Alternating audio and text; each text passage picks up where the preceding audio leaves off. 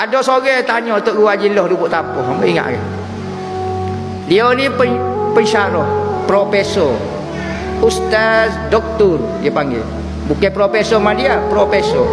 Profesor pula lama dah mengajar di universiti. Mari ziarah Tok Guru Haji Loh duduk tapuh.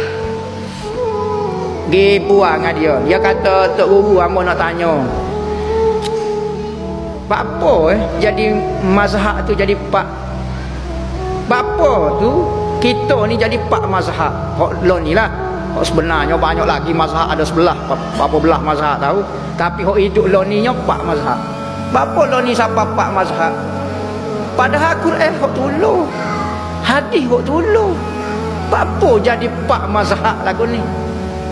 Katanya Tok Guru Haji Loh Lubuk Tapuh kata, boleh-boleh puas ya. Dia kata, doktor ada anak murid ke tak? Ada. Doktor mengajar di dewek apa tu? Dalam kelas tu lah dewek kuliah tu. Doktor mengajar supaya belakang. Supaya belakang. Supaya kau dok fahami anak murid hok dalam sebutir kelas tu hok doktor mengajar seorang. Doktor dok mengajar tak ada lebih hok mana-mana. Mengajar supaya tolong dengar belakang. Tapi supaya kau dok fahami anak murid hok sekelas tu. Tak sama, ada hok faham, ada hok tak faham, ada hok goni, ada hok jenera, ada ke. Gitulah Quran dengan hadis. Barang sama, tapi hok ni lagu ni, hok ni lagu ni.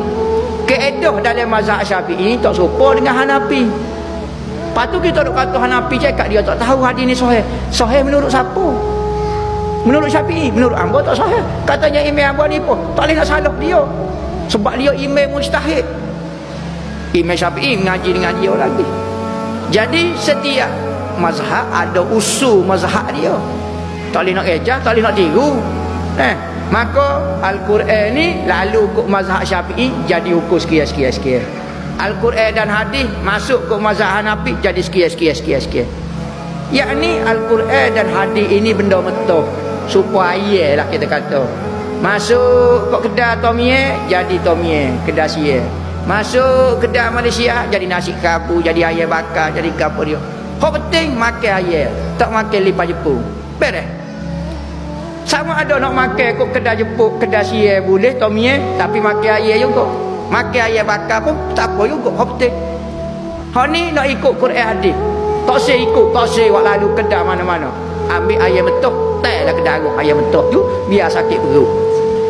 Jadi orang nak kembali kepada Quran hadis supaya orang nak makan barang betul. Payah Quran hadis ni.